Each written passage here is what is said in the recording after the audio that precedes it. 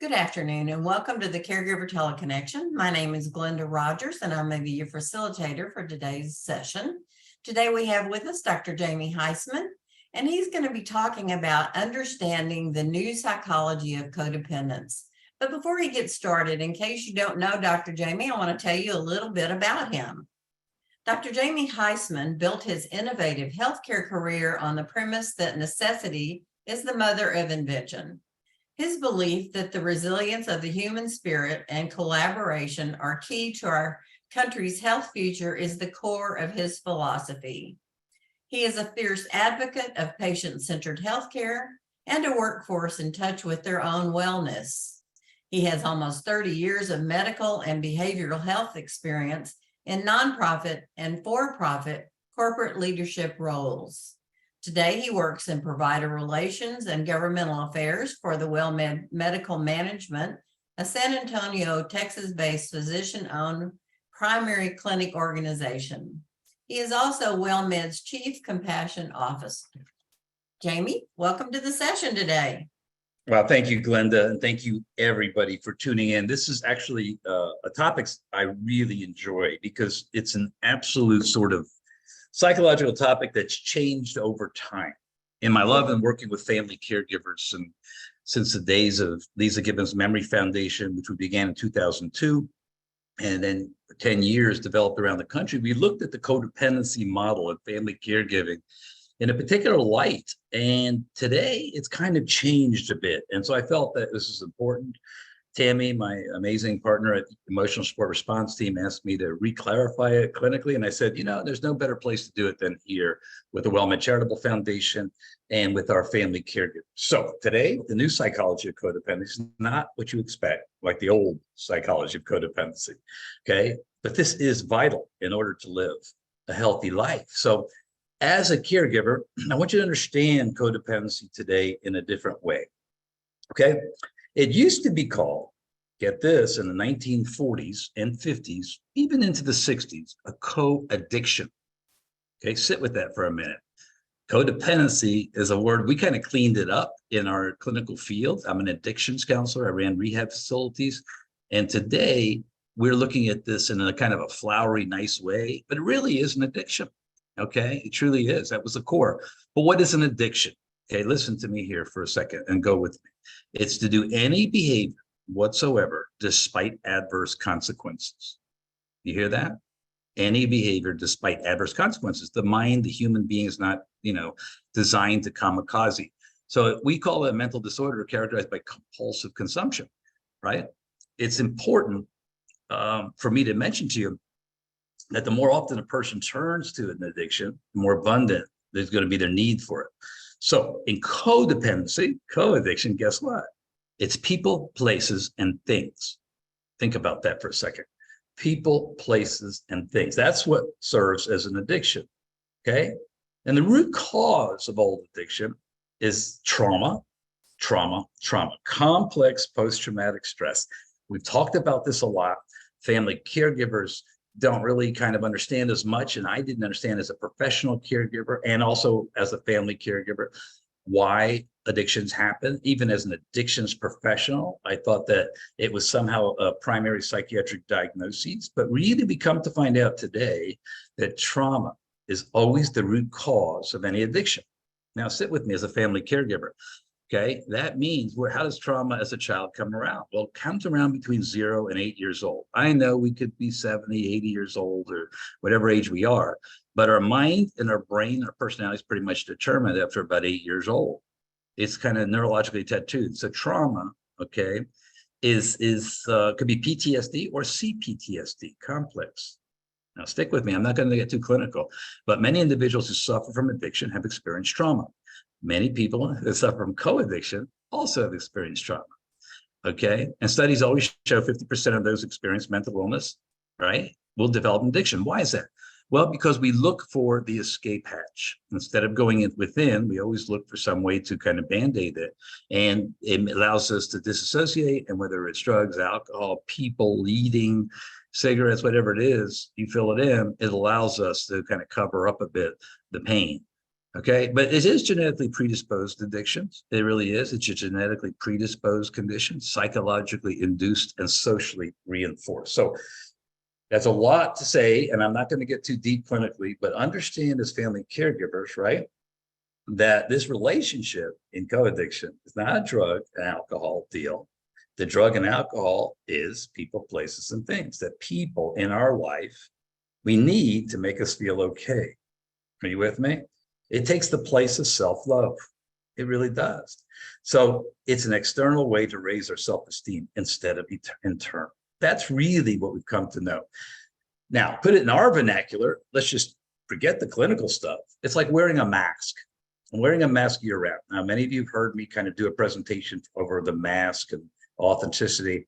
The mask of codependency is the most tiring mask we could possibly have.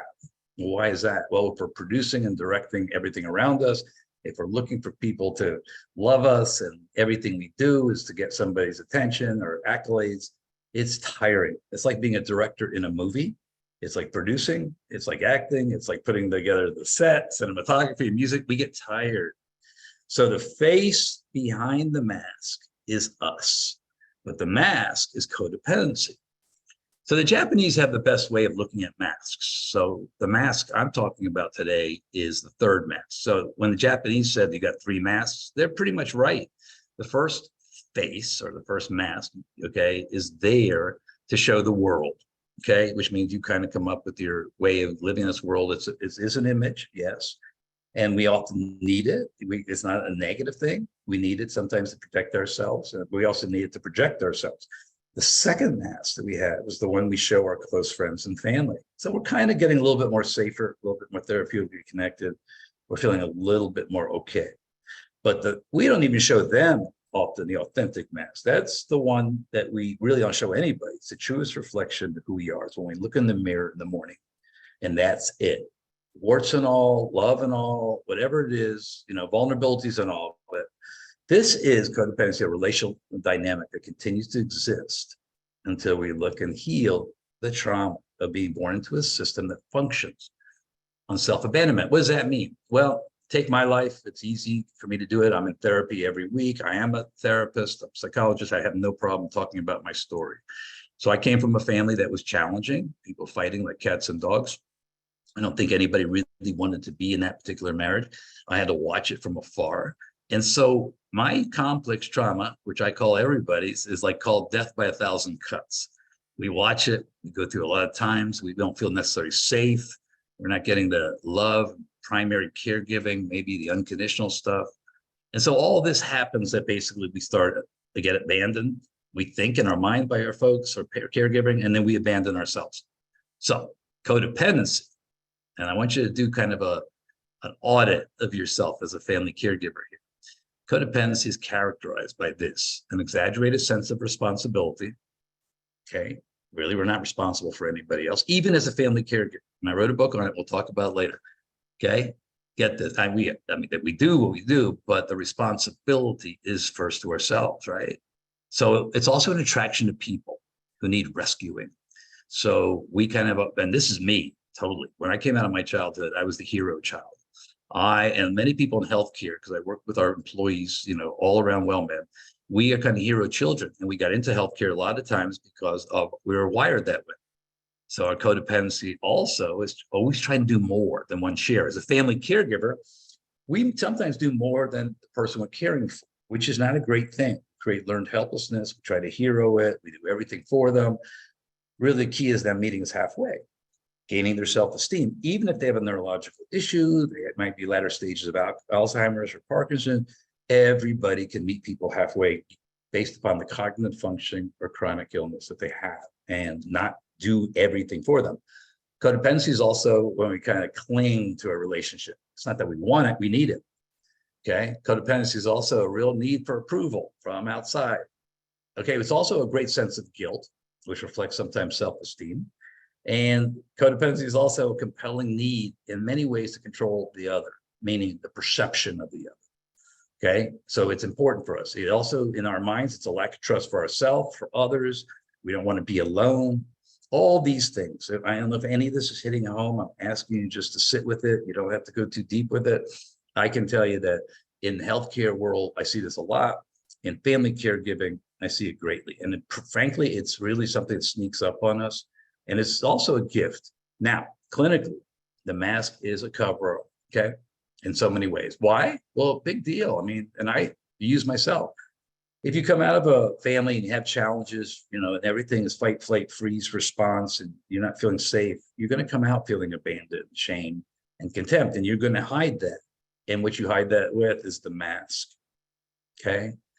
It's only about us. It's not about the other person. And why is that? When I work with families and relationships, I said, if everybody took off their mask, they would find out they're just as vulnerable and just as strong and just as resilient as each other. So I include this expression, and I thought it really makes sense, because sometimes with couples, they don't really understand that the truth and authentic self is what will save them, not the mask. So here, sit with this. She had blue skin, and so did he. He kept it hid, and so did she. They searched for blue their whole life through and passed right by and never knew. So in so many ways, these are like looking for mirages. And if we took our masks off, believe it or not, and saw we were vulnerable, we could probably work out pretty well most things with two people interpersonally. But we become codependent, right, from that childhood trauma, the complex trauma, having to be something we weren't and not feeling safe necessarily. Because look, all parents try their best, I'm sure. Many parents do, of course, when I'm an expert witness, and that's an exception. But we try to do what we can do. Even me, when I became a parent late in life, I'm sure as a psychologist, I'm still going to leave a lot of what we call vulnerable things happening, things I won't be able to do right. God love my parents, but they used Dr. Spock. He was, I think, terrible. He didn't know really how to raise a child. And it became a lot of traumatic things. But where does it come from? Well, codependent traits, they serve as a purpose. Okay, they help us cope with scary, confusing, unpredictable family lives. So we're doomed to recreate our traumas, and so we intervene on them. And these traits, they cause us these problems in adulthood, because that mask is not us. That mask also takes a lot of energy. Codependency gets in the way of having happy, healthy relationships.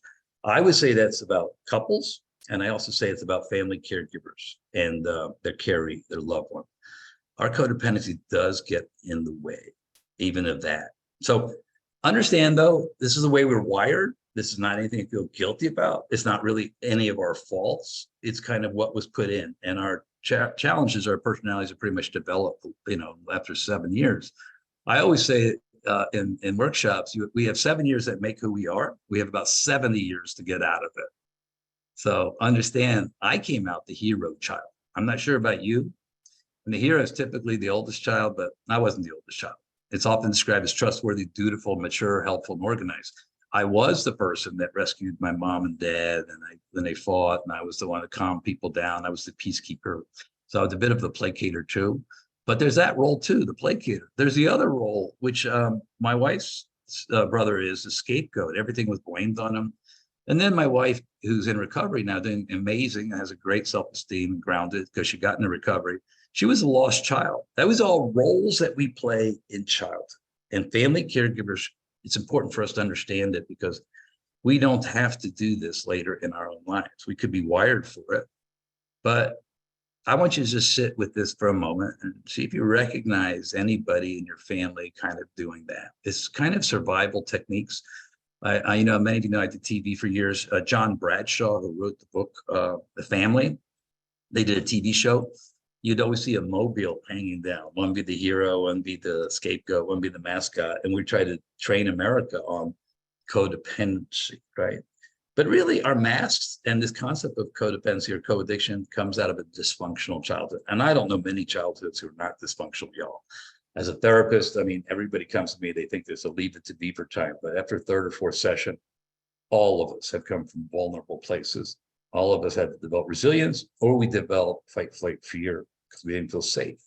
So our personality patterns came out, whether we controlled, we were compliant, often low self-esteem. Even the denial, we did not want to do the work, and I don't blame it, because we never felt safe. So understand that. Why did I bring all that up first to you? Because when we look at the roots, it's very kind of challenging for us, but there's amazing studies that have been done by the CDC. And I'd really welcome you to go to cdc.gov, the government sites, where you'll find Kaiser Permanente's absolute amazing studies, longitudinal studies over the last 20, 30 years with tens of thousands of people. And what they measured there was adverse childhood experiences. Okay. I had 4 of these. Okay. I had traumatic brain injury, but I had depression, anxiety. There's unintended pregnancies. You figure out where you come. There's STDs. You're obviously HIV. That's where you live your life. Alcohol, drug abuse, all these things, education. Well, if you look at the ACE studies, adverse child experiences, and you have 4 or greater, you are like 2, maybe 3 times more likely to end up in jail. You end up at a treatment center or end up with a shorter lifespan. So I'd love for you to familiarize yourself. But the beauty of this, of the awareness of the childhood trauma, is this. This is the way our brains were formed. Okay. Initial trauma of a young child often goes underground and keeps returning. It's the way it's the habits we have in our life. Again, remember the saying, we're going to be doomed to recreate our dramas and traumas until we intervene on it. So think about the brain for a moment, because I'm very neurologically driven, and the beauty of it for you as family caregivers. I'm going to talk to you, like Glenda and I were just saying, how you could be your own therapist. Everything is brain or neurological related. Okay. I'm on the complex trauma board, advisory board, right? And complex trauma it's a result of repetitive, prolonged, challenging family things. Again, death by 1,000 cuts. It happens all the time. And lo and behold, it sometimes traumatizes the brain into that fear response. Here's how the brain works real quick, 2 seconds. You got a prefrontal cortex. That's where your common sense, executive functions, things happen. Okay, as family caregivers, we often live, unfortunately, in the fear center, okay, which is the amygdala. That in our brain, when we get overwhelmed, okay, it shuts down the prefrontal cortex. So you're on all emotions. You really are. Then they've got beautiful, the emotional regulation center. So that's what Glenda and I were talking about. Mine might be rock and roll, Pilates, yoga, walking. But when you go into that amygdala, your brain will shut down prefrontal cortex. Your thinking center doesn't come right. And we kind of respond and really kind of get into that id in a way that's reactive. So that's how the brain works. And that's really the roots of everything in codependency. Now, for us, I want you to understand what I mean by this kind of concept of adverse childhood experiences, so you can feel and understand your childhood had. Maybe you didn't have 4 of these, maybe you only had 1 of them or 2 of them. But the concept of abuse could be in physical, emotional, sexual, but also can be, and I want you to go, that constant fighting, the constant arguing, the constant concept of, neglect, where children should be seen and not heard. Little kind of what I call innocent abuses that people don't know that they do. I'm also guilty of that. Families don't really know. And that's why I think parenting is so critical. Being a parent is not just saying I love you constantly. It's being fair, consistent, and available. Okay, that's how we have to do it. I'm going to get into reparenting ourselves, as I often do with you, because that's the key. I want you to understand all these issues of abuse, neglect, household dysfunction. If you have a loved one who had a mental illness, an addiction, mom was maybe discounted, your dad was discounted, there was fighting or reactive abuse or substance abuse, or in my family, divorce, all these things are part of childhood trauma. It's not the PTSD. I work with cops, firemen, emergency medical technicians, okay? And it's important. PTSD is something that immediately changes your life, episodically, boom, 2x4. It could be death, it could be, accidents, it could be walking on an IED in the military. Your whole life shifts. But the complex PTSD, these abuse, neglect, household, these are if you had a stronger childhood that was fair, consistent, available, chances are you're more resilient to get through the PTSD. I know that's tough, but see, PTSD is how we kind of grew a foundation for ourselves. Once we find out that we all have it, it's coming out of it. And that's what I want to talk to you about today. I want to talk to you about codependency as a function of childhood trauma. And I want you to understand really clearly about it. Again, our obsessive, behavior about others is driven by childhood response. Okay. When we try harder to be needed and fix others is driven by a childhood response. Okay. When love feels like a reward for good behavior, instead of two people meeting in the middle, it's a childhood response. Okay. When you fall in love quickly instead of slowly and organically, okay, and immediately you can love and hate somebody on a dime, that's a childhood trauma response. Okay. When you see yourself and others' worth as conditional instead of unconditional, all these things, feeling empathy, okay, because, identify mastery, rely on others' emotions, so you feel empty because of reliance. And constantly, if you need reassurance that you're doing the right thing, all these things are fairly much the markers of codependency. Okay.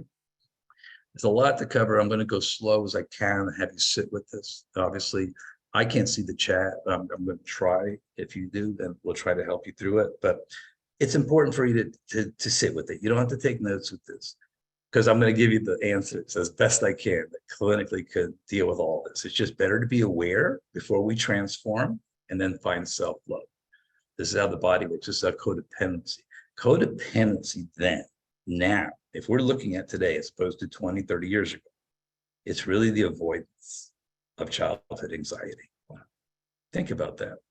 My whole childhood was anxious. So the avoidance of childhood anxiety was what? I developed a role. It protected me. I was the hero. Everybody looked to me to save somebody. Your role could have been something else. Okay. It's an avoidance of childhood anxiety until we embrace it. And I'll tell you 1,000 different ways to embrace it and get over it. But until we do, we're going to respond like that as an adult. And anxiety is a natural response to perceived stress. It changes our body chemistry. As family caregivers, I want you to understand this. Your whole body can shift. At the end of this presentation, I do breath work. I'm going to have you shift your chemistry from any fight, flight, freeze response. But we can shift our chemistry. Human beings are one of the only species that we can reset. And so understand that the resetting over time is actually the healing of codependency. But all this is because of childhood stuff. And then what happens? Family caregivers, we end up taking care of our husbands, our wives, our mothers, our fathers, our brothers, our sisters. And we don't really have a choice sometimes, right? Right. And so these might be the individuals who had triggered us early in life with these adverse childhood experiences, right? And they might be parents who wanted us to live their unlived life. And now we take care of them. And this is where the triggers of complex trauma happen. So understand that the triggers of complex trauma is a brain response. It's fight, flight, and freeze. It's a trauma stress response. Happens all the time. Happens right anytime, probably as you're listening to me now. It's a biological default. It just happens that when we're fighting, we can, preserve ourselves. We often have anger outbursts with people, right? We go right at it. We can judge, we can blame, we can demean, we can control. Okay. When we're in the flight response as a caregiver, right? What's going to happen? We have a lot of feelings of anxiety. We may cover it up by, like I did in my marriage. Now both of us are in our own recovery and we're extraordinarily close friends. But what I did was I became a workaholic. It was like medication. Codependency is a medication for that ourselves too. So if you can't sit still, you can't relax, you got to rush around. You're over controlling and perfectionistic, letting perfect be the enemy of good. That's important. That's a flight response. Freeze is when we just do nothing. Okay. We have a brain fog. We're feeling unreal. We're just stuck. It's like chameleons. We're just possum playing dead so the world doesn't hit us. There, we have a difficulty making decisions, right? Difficulty in taking actions. We want to hide from the world. We may never even come out. That's the fight, flight, freeze trauma response. That's our biological. When you go through family caregiving with your loved one, when you go to the doctor, those issues, even when you see the white coat of the doctor, you can go into fight, flight, freeze. The fourth F, I want you to key on this because the book, Pete Walker's book called How to Thrive, Not Just Survive with Complex PTSD, is really an answer for us as family caregivers and codependency. P coined the word fawn. That was the fourth trauma response. That was never around until we studied complex PTSD. The fawn response is the codependent response, right? The fawn response is us being a people pleaser, a loss of self, staying in relationships that are abusive when we don't, we think we don't need more, we don't deserve more, having no boundaries, being easily exploited by others. all of this. We can't speak up because we know these are the fawn response. So we added the fourth F, and that is the codependent response. Fawning is also an automatic brain response. It's not the biological, it's the survival response, fawning. So that's what he added, and it's the underlining mask of codependency. So a trauma response can look like this, agreeing to things just because you want to keep the peace. You see, when you own your stuff and say it in a nice, compassionate way and connect and be honest, if it's somebody else doesn't agree with it, let them call their therapist. You don't have to agree to things. You just have to meet in the middle. Okay. Trauma response is also feeling on guard all the time, walking on eggshells. Trauma response is seeing a negative worldview, looking at things like Debbie Downer. Okay. Trauma response is always seeking constant escape. That's the disassociation, the addiction. Trauma response is feeling responsible for others' happiness. See how I'm taking the word codependency on that? It's a trauma response. Trauma response is saying yes because you're scared of losing somebody. Okay, instead of being authentic, you want to attach to somebody. Chronic response is having terribly chronic feelings of emptiness and giving into reckless impulses all the time. This is the trauma response. See, we used to all call that codependency. Really, it's complex trauma. So the point is our parents and I and anybody who is a parent has a tough time being fair, consistent, and available. Consistency is the toughest thing in the world to do. That's why operant conditioning, Skinner's work, positive, negative reinforcement only works in controlled environments like police situations, like prisons. That's it. Because parents can't do this consistently with somebody. So what they do is they create what's called the trauma bond. Instead of an authentic bond through love, and caregiving, and authenticity, they trauma bond. It's like sometimes you get the reinforcement, sometimes you don't. And the trauma bond creates this fix me, save me, validate me. The trauma bond is chaotic, unpredictable roller coaster of emotions. It's you complete me. These come from childhood. They're called the trauma bond. It means I betray myself and all my needs just to receive love. I give up. The trauma bond is my relationships mirror the patterning of my childhood experience. So are you all with me? Here's the thing. Instead of just seeing this as an addiction any longer, it's a trauma response. If as a child, we were allowed the authentic space to learn, feel unconditional, like see me, hold space for me. When you cry for a cookie, somebody would pick you up and hold you instead of putting you in a corner or saying you can't do this. Okay. In your safe response, you're steady, safe, consistently showing up for each other. You can say what you need. You're safe. You enhance who you already are. Okay. The child, can really be safe by the other person meeting the needs instead of enveloping them. So this is all the authentic result. Happy, healthy parents. And this is you as family caregivers. Just put those word in here. Happy, healthy family caregivers make happy, healthy carees, patients, loved ones. That's why we constantly ask you to take care of yourself.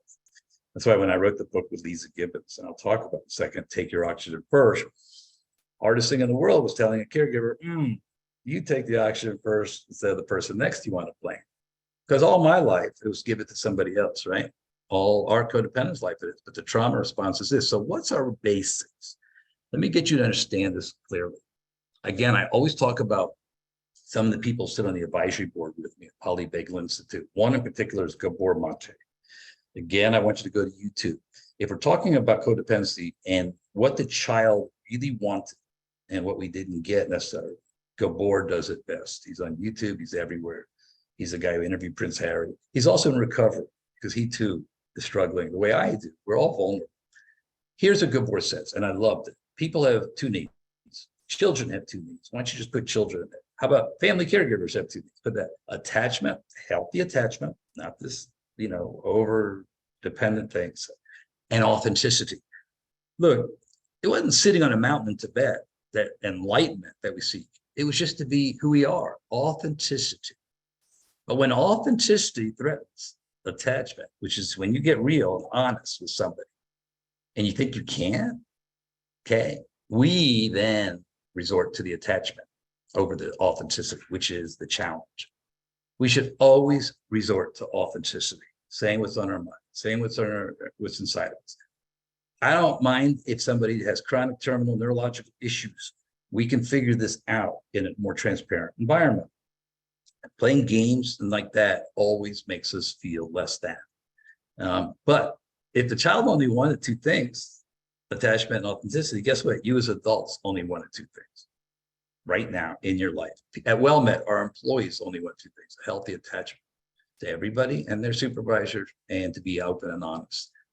Authenticity is the end game for us as family caregivers, for our health and healing. It's what the child wanted. It's what we didn't do. It's how we created our codependent models, and it's all from a trauma response. We weren't allowed to be authentic and uncover our true self. So as family caregivers now, I don't care what age you are, okay? We at WellMed are starting doing programming and complex PTSD with 60, 70, 80-year-old patients. We are so happy you're here to hear this. We can always start changing our brain. The healthy attachment side is this: so when you're upset and angry, have somebody hold you, be there, trust, bear witness to your pain. All this is healthy. Authenticity is your most precious commodity as a family caregiver, as a leader, and as a person. You hear me? Authenticity is your most precious commodity. Being able to be who you are meant to be. We don't do that enough. The trauma response is we hide that because we always had to as a child.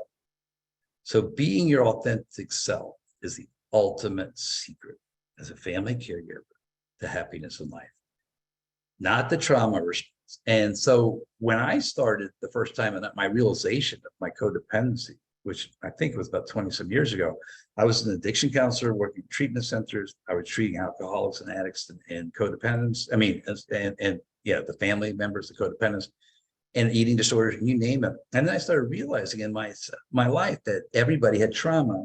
And then I started reading about myself and my behavior. And I realized that this had to be the path of my own journey. So I'm in recovery for complex PTSD.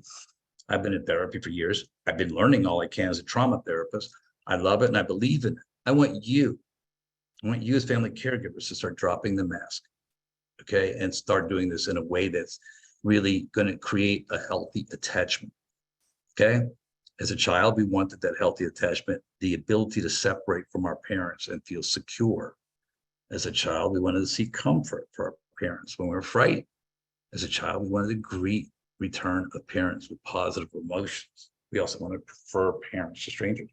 Later in our adulthood, when we seek out partners or seek out relationships and caregiving, what do we want as adults? We want trusting, lasting relationships. We want to have high self-esteem, not from outside, but from within. When we get to that, it's going to be really easy to tell you all the cool ways to do that from within. We weren't allowed as kids. As adults, we're comfortable sharing feelings with friends and partners. If you don't have them now, I'm going to ask you how to get them, to put them together. I want you to put together a family of choice. I want you to seek out social support, because this is a neurological brain response. If you look at codependency through the trauma lens, instead of strictly as an addiction lens, you're going to start the mantra here, okay? And your new mantra is going to be no more expectations from anybody. No more. Expectations are the seeds of resentment, okay? And without expectations from others, you're going to be a lot happier.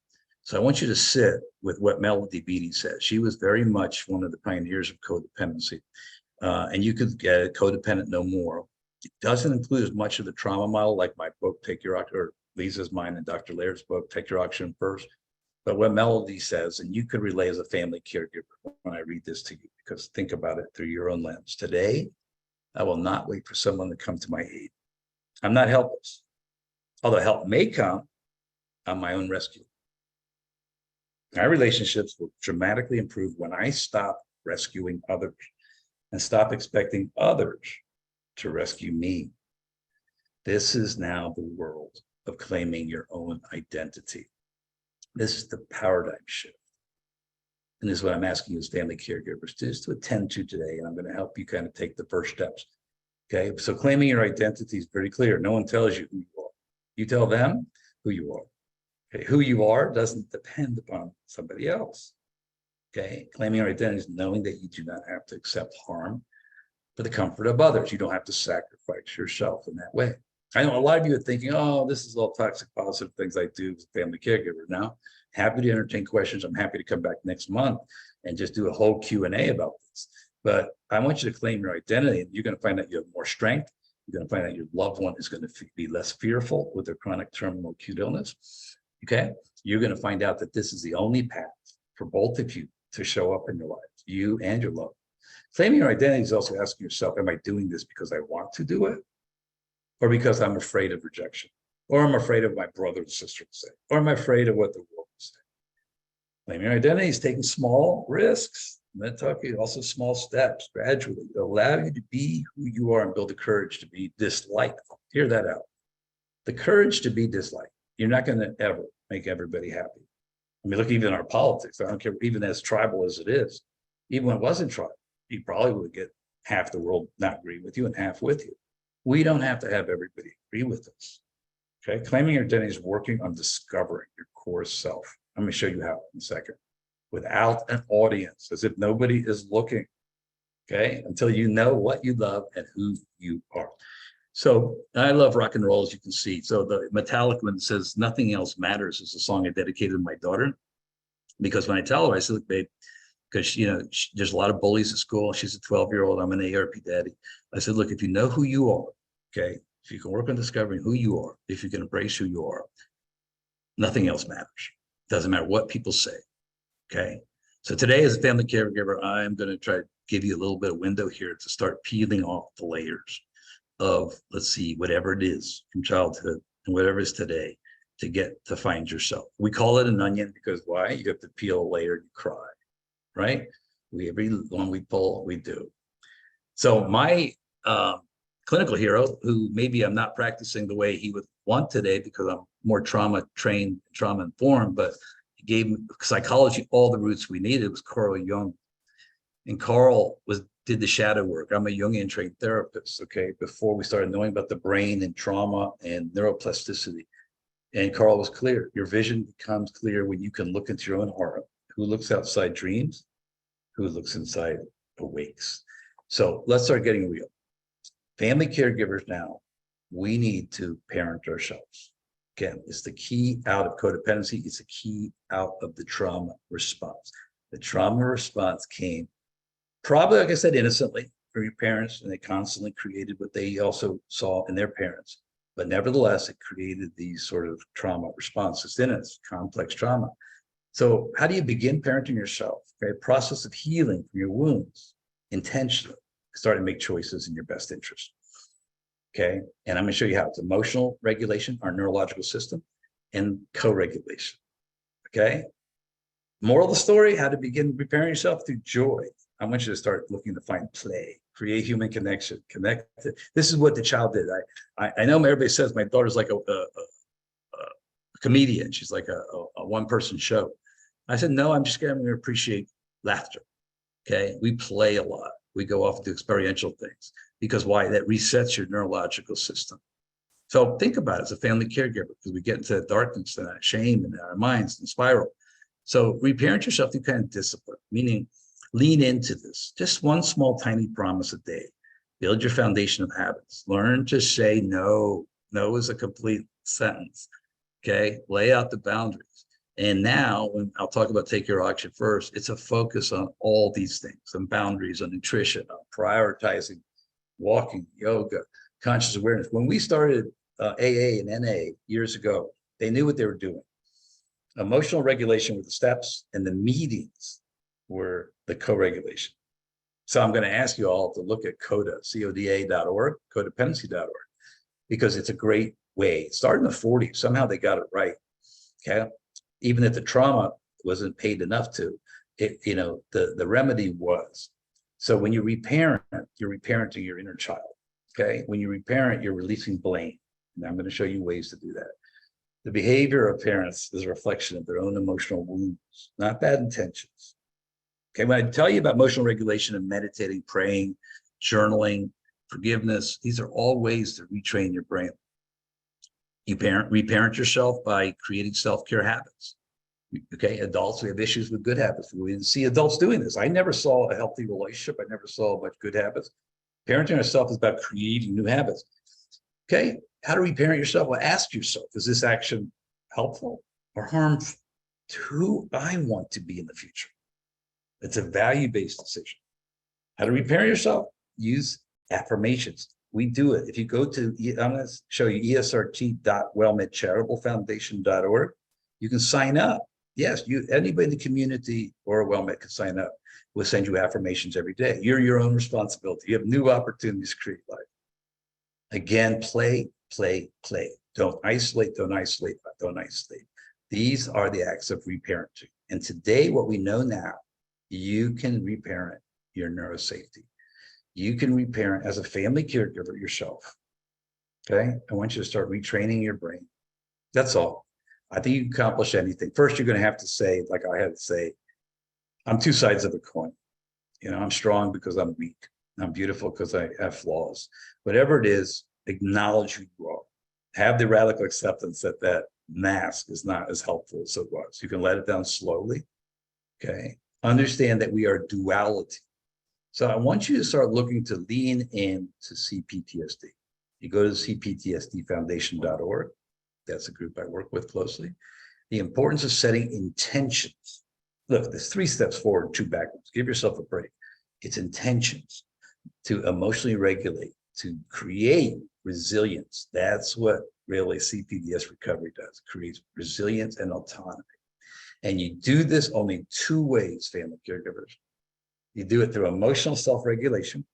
It's great. It increases the chemistry of your brain, your dopamine, lowers your anxiety, it reduces stress, and improves emotional regulation ability. Meaning, you may draw, you can do visualizations, gratitude journaling, calming music. These are all ways to regulate. I always use the one for ADHD because I was diagnosed with ADHD, and I figure if you can emotionally regulate with that sort of ADHD, you can do it anything.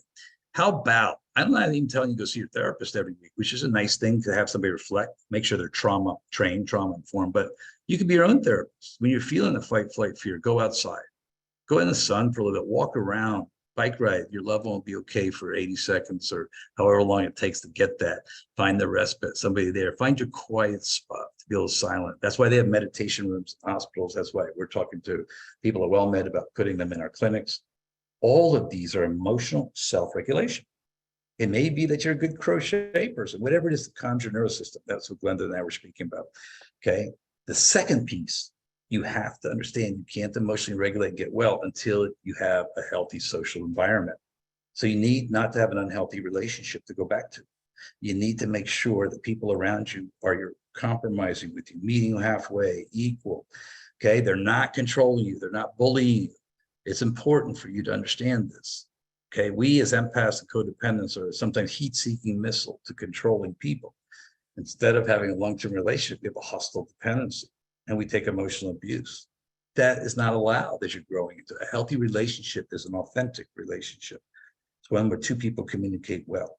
They're committed to you. This is your brothers and sisters and long-distance caregivers. This is the least common denominator you need to expect is the respect of them.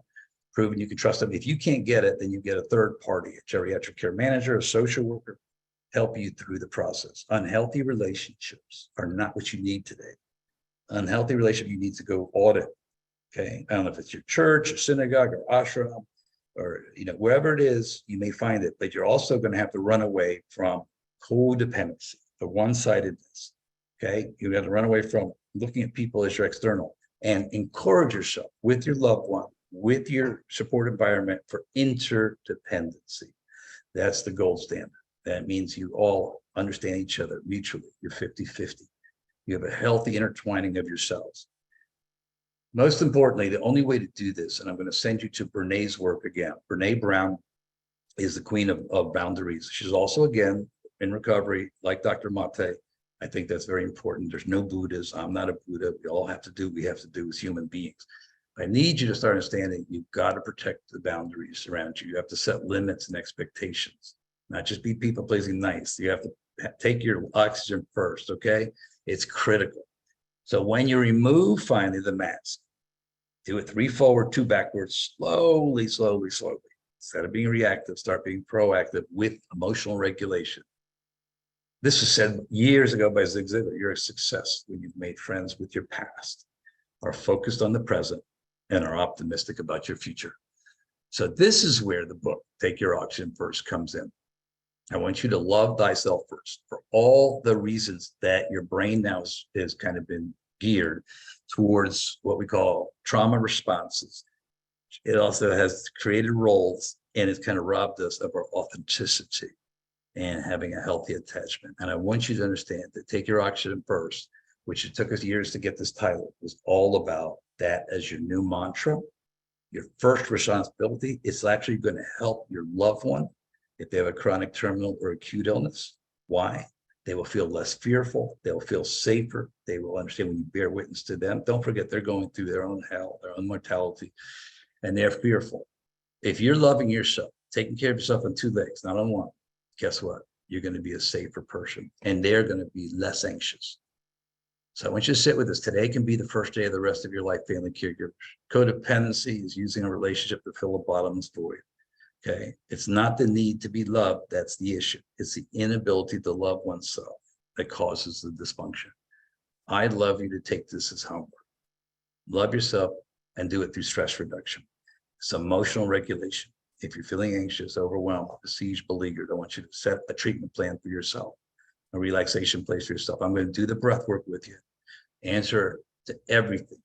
Everything is in your heart. The longest journey you take is from your head to heart. Why is that? Experiential answers are the things that shape complex PTSD solutions. So whether it's breath work, prayer, like I said, prayer, it doesn't matter if it's Jesus, Moses, Buddha, Allah, prayer is a neuroregulator. Okay. All these things are experiential. Like Nike, remember Nike? That's the God is victory. God is a victory. Well, Nike says just do it. I'm asking you to just do it, to lean into this. So I'm going to give you breath work, as I often do. Emotional regulation techniques can be all that you want. If you don't want to do the breath work, I'll give you alternatives. But what complex PTSD healing means is creating self-awareness. That's what emotional regulation does. That's what being around healthy people gives you the safety of it. Self-awareness reduces anxiety, stress. Why is that? In psychology, self-awareness is the only way you can get to social awareness. You can't understand people. Like my mom said when I was diagnosed with depression, she gave me a book to Jamie, to know oneself is to know the world. So emotional regulation allows you to be in the present, not in the anxiety of tomorrow or the fear of yesterday. Stress reduction, emotional regulation allows you to be here.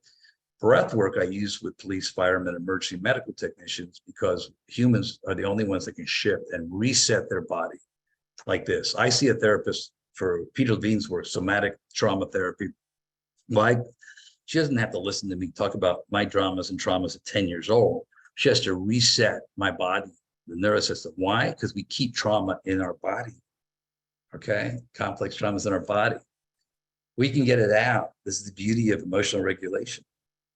Okay, the more we take our negative experiences and go from despair to encouragement, or from disengagement to engagement, the more we can feel our own body, making our bodies our deal, not your mind. Your mind can do anything, y'all. Can project, deflect, deny. Your body keeps the score, as Dr. Bessel van der Kolk says. That's the name of his book. Trauma is housed in the body. So it will trigger you to go a lot of places, right? Stomach problems, ear problems, anything you've got, food, gastric issues. Breath work is one great emotional regulator. It creates safety. It grounds you on 2 feet, transforms your chemistry, and returns control back to you. So I want you after today to start putting together an experiential plan. I want you to start trusting the process of self, of dealing with the trauma. I know you can change your brain. We have measurements of it constantly. Now, emotional regulation does it. Why? Because it's called vagus nerve work. And the vagus nerve is part of our neurological system. It's the longest nerve in our body, goes from the cortex of our brain through our healing organs into our gut. Vagus nerve work is emotional regulation work. It's powerful. Breath work is that. Gratitude journal is that. Pilates is that. Yoga is that. Walking. These are ways to unlock the power of the vagus nerve to heal. So I do the breath work now. I'll tell you, you can do anything you'd like. You don't have to commandeer your breath, even though I believe breath work works. It does with cops, firemen. Instead of being reactive people in SWAT situations, they get proactive. Okay. We're the only species that can shift the chemistry. Okay. But if you don't want to do the breath work, when I ask you to close your eyes, you could either pray, as I said, it's a neuroregulator, to wherever, all paths lead to the righteous. You can also go to a safe place you once were, touch it, feel it, smell it. In your mind, you can just stay silent. or you can do a guided image of whatever. Okay, any one of those are fine. But if you'd like to try 478, I'd love for you to continue this. Do it like 4 to 6 times a day. I want you to schedule in your schedule. I want you to put it before things that you have to do, like take your loved one to a doctor or go see a doctor or do anything when you're feeling dysregulated. 478 is done by Dr. Andy Weil. And I had the pleasure of working with him many years ago. You can go to YouTube, put 478 WEIL, and he'll pop out. Or you could put in drweil.com and you go to him. He's a great integrative medicine doc. He's an MD, but he did all the research, and 478 has tremendous outcomes. So many of you have been here before. Those who have not, here's how you do it. I'm going to ask you to close your eyes in a moment. And when you do, I'm going to ask you to breathe in for 4 seconds. Like this, it's through your nostrils. It's refreshing. It feels good. You feel alive. Okay, keep it in your mind for up to 7 seconds. You know, unfortunately, I have my counting, but eventually you'll be doing this on your own. We're getting Andy to do it on YouTube. Okay, but keep it in your mind. You can picture peace, serenity, butterflies, I don't care, guided image, or stay silent. But here's how emotional regulation breath work works. When you exhale, I want you to exhale loudly, like this. So your dog, cats, kids can hear, or parents, anybody. That exhalation is what triggers the vagus nerve response. So if you haven't figured it out yet, it's breathe in for 4 seconds, and when you breathe out, it's twice as long. That is your vagus nerve work. It takes less than 80 seconds. As a family caregiver, you are a first responder too. You're a family first responder. You do what cops, firemen, emergency medical. You run into burning homes when others are running out. I'm sure your whole family knows that you are it. Okay, so here's how you do it. It's easy. Let's all close our eyes. If you like to do 478, if not, I gave you an alternative. With your eyes closed, feet on the ground. If you have shoes on, feel the floor through your shoes. And if you're barefooted, feel the floor through your feet. Okay, and with your back upright, with respect for your body, let's just take 80 seconds together and do 478 simply 4 times. Okay, now breathe in through your nostrils for 4 seconds. Keep it. Swish it around for up to 7 seconds. Blow out with passion for 8.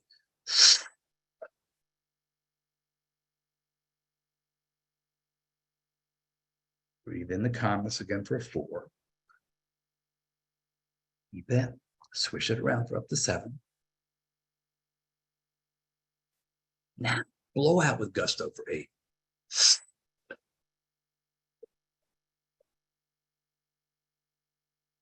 Breathe in the calmness again for 4 seconds. Keep it. Swish it for 7. Now, blow out with passion for 8.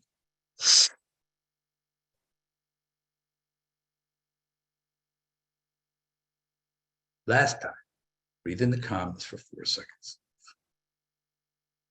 Keep it. Swish it for 7.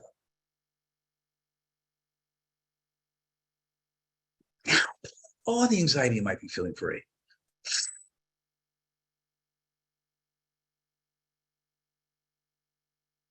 With your eyes still closed, feet on the ground, go inside your body and scan it. Literally, you just shifted the chemistry of your body. You really did. You produced a hormone, believe this or not, called oxytocin. It connects to your neurotransmitter. Feel inside your body. There's a calmness. Feel that you were actually able to shift the chemistry. No other species can do it. You can program this in your life all day long. Okay. Anytime you're walking on eggshells. When you're ready, open your eyes. Come back. I welcome you back. I'm thanking that you're here. I'm thanking you're here for yourself and about to take this plunge of acting as your own self-compassionate person. A moment of self-compassion can change your day, family caregiver. A string of moments like this, emotional regulating moments can change the course of your life. It's like water running over a rock and polishing it. Okay, Dr. Germer's at Austin right now with Kristen Neff. They have the Mindful Self-Compassion Institute. You can always get me at tyf@wellmed.net. But I want you to sit with this for a moment, family caregivers. I want you to sit. Make this choice today. Listen here for a moment. I choose to live by choice, not by chance. To make changes, not excuses. To be motivated, not manipulated. To be useful, not used. To excel, not compete. I choose self-esteem, not self-pity. I choose to listen to my inner voice, not the random opinions of others. Sit with that. Thank you for coming. Take your oxygen first. Know that better things are coming. They really will be. And ultimately, be the change you want to see in all others around you. I appreciate you coming, Glenda. It's all yours. Thank you so much, Dr. Jamie. What a powerful presentation.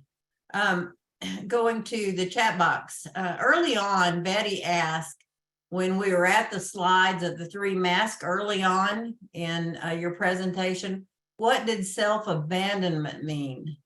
Yeah, that's a great question, Betty, and I'll give it to you really quick. So here's the gig. I felt like, and this is as a child, I'm going back to my child because I'm in therapy every week. I felt sometimes my parents were all over the place. They were in their own worlds. They were fighting. They didn't really understand parenting. So I felt abandoned by my primary caregiver sometimes. That when I cried or I was fearful, maybe I wasn't picked up or maybe I saw chaos. What we learned as a child then was to self-abandon. We do what parents do. They are the first thing. We have a blank slate in our minds. That's why childhood is like almost brainwashing, because we can't resist anything that comes in. Later in adulthood, we can always measure it. As a child, we're a blank slate. So if we're feeling abandoned sometimes emotionally, then we will learn to self-abandon ourselves. Does that make sense? Yes. That's what it is. And then Betty just asked, would you recommend 3 or 4 books or workbooks to get ready for next month? Currently, I'm reading the book, The Body Keeps the Score by Bessel van der Kolk. God, that's one of the best books around, Betty. You are just way ahead of the game. I'm going to hire you in my clinical group. Bessel talks about, he's our trauma expert, but yes, get the Myth of Normal by Dr. Gabor Mate. That's his new book. It's fabulous. It really, really is. Another book I think I would suggest for anybody in codependency or anybody dealing with loss and grief, I think is Pema Chodron, Chodran, When Things Fall Apart. That's a fabulous book. It helps everybody. My wife, it helped her in recovery, but it helps everybody at WellMed, places like that. And then ultimately, I do think you can get the workbook and get Pete's book, Pete Walker, okay, How to Thrive, Not Just Survive, with CPTSD. And it's a great sort of overview about complex PTSD and how to journey your way into healing and getting out of that fawn response. So that's a whole tall order. You'll be drinking from a fire hose, but I'll give you CEUs for your license, and you'll come back and teach us. So that's my suggestions. I will put the names of those books and links on the follow-up email, so watch for that. Joel wants to know, how do you see trauma in others? Yeah, you don't actually see trauma. That's the beauty of trauma, or not so much. You feel it in others. So instead of my mind making decisions, which it used to, and it still does, I can relapse tomorrow if I don't do what I need to do today. I think through my body when I'm feeling discomfort, insecure, walking on eggshells. So Joel, if you're walking around and somebody out there makes you feel on eggshells, don't rely on the mind and the body. I mean, don't rely on the mind, rely on the body. So you can't see the trauma, you can feel the trauma. You can feel things through your body. You can feel when somebody's going through fight, flight, freeze. You can feel that they're not in a stable place. You can feel that they're on one leg. Remember the adage, and I'm gonna leave you with this, and this is how we think as therapists. The more out of control we are in our mind, Joel, the more controlling we get in our environment. So how you tell somebody has a trauma response is when they're trying to control everything around themselves, because really, God love them, they're probably out of control in their mind.